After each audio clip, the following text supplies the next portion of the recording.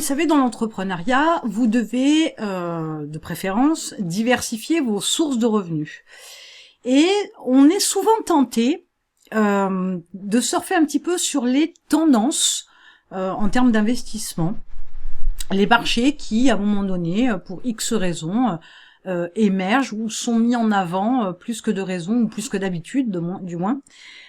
Et on a tendance à de se dire que c'est le bon moment, que c'est un bon marché, que c'est un bon investissement, etc. Eh bien, aujourd'hui, je voudrais justement vous dire que finalement, cette approche-là n'est pas la bonne.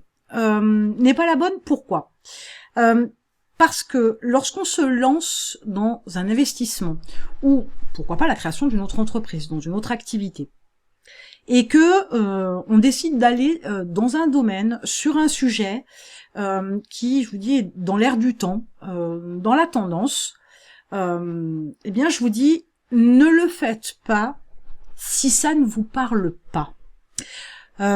J'ai eu l'occasion d'échanger avec un entrepreneur qui, voilà, pour lui, c'était la bourse.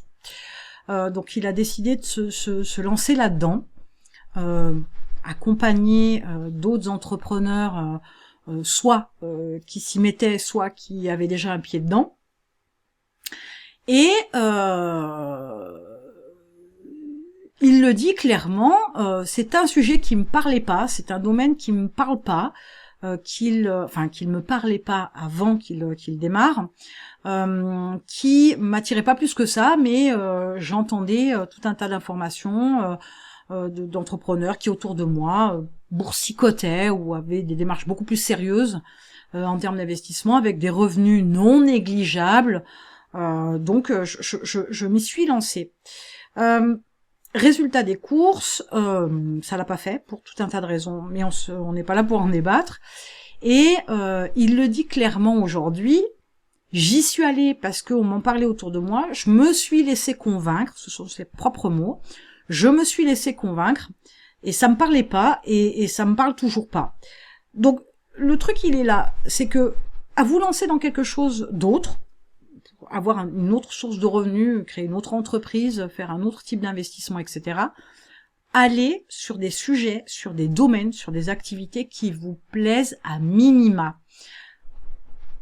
Je pourrais vous dire que cette approche-là, elle est d'autant plus valable dans vos, entre guillemets, dans vos premiers investissements ou vos premières années d'entrepreneuriat.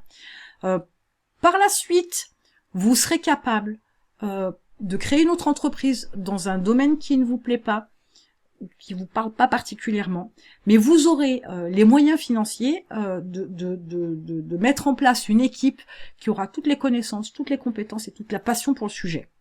D'accord ?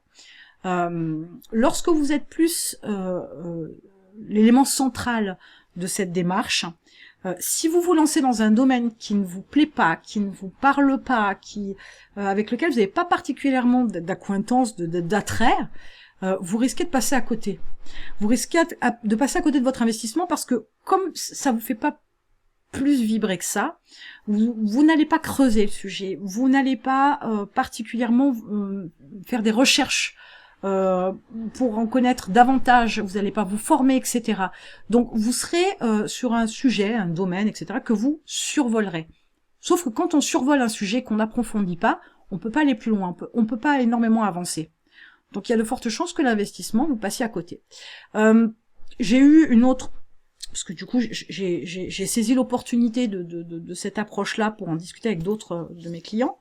Un autre, c'est les cryptos. Voilà, pieds et poings liés entre guillemets. Il s'est lancé à corps perdu dans les cryptos avec une approche. Alors c'est quelqu'un qui est pas du tout chiffre déjà au départ, pas matheux un brin. Enfin c'est pas son approche.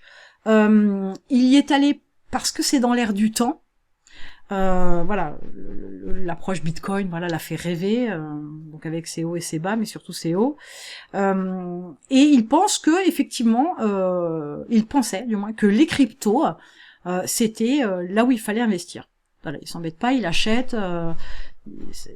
Option de facilité, hein, ça travaille tout seul. Quand ça augmente, c'est bien. À un moment donné, je revendrai, je me ferai une plus-value. Ok, il n'y a pas de travail véritablement, etc. Donc il est parti sur cette approche-là.